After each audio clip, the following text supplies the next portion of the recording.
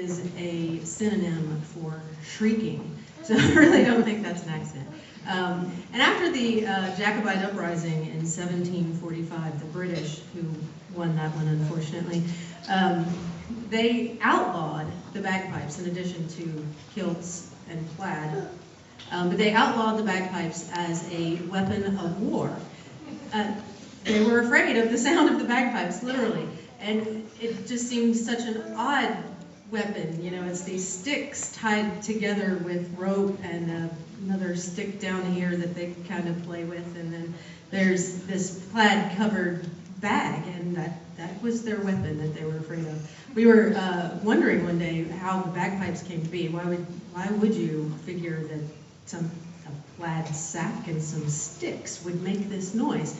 And I have a cousin who's done a lot of genealogy for our family, and he's looked into our family tree, and our earliest traceable forebear actually had a notation near one of his inventions that it was an inspiration for the invention of the bagpipes. And we couldn't figure it out because this looked like a chair, these plans that we saw.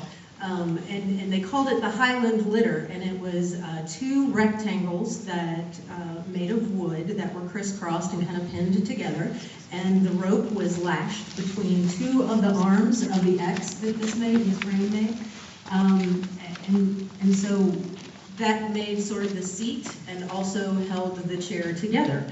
And these plans were 250 some odd years old, and I also am involved with a group of reenactors, many of who wear the kilt. And reenactors are very much like any other sort of hobby. They want the latest thing, newest thing to add to their impression.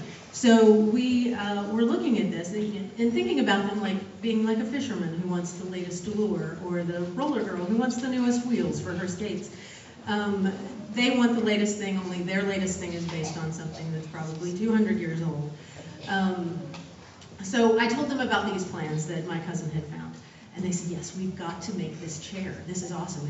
It's the earliest known folding chair. And so we made one, and we took it to the next encampment, and everybody wanted to sit in it and try it out. So as the evening wore on with more people sitting in it, the ropes in the chair kind of started to settle and sag a little bit. And of course, dew had settled on it from sitting out there, because it was sort of late in the day when we decided to do this.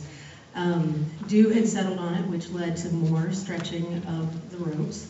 My friend Walt had helped me build the chair, so he got to be the last one to sit in it and choose it for his chair for the evening.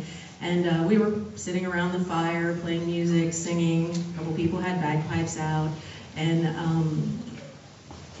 other things began to settle within the kilt as he was sitting in the chair. It began to settle through the ropes of the chair, and we didn't realize that he was sitting close to the fire. So as the evening wore on, the ropes actually started to tighten back up again.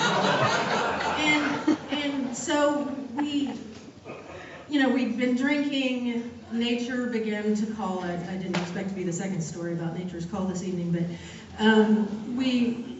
and so Walt went to answer nature's call, and as he stood, the chair rose with him. And we heard this sort of low moaning, droning noise before it reached up to a screech as Walt was trying to pull this off of him. And as he was silhouetted in the firelight, we saw the sticks of the chair over his shoulder tied together with the ropes and the thing in front and this plaid-covered bag. And that is how the bagpipes came to be.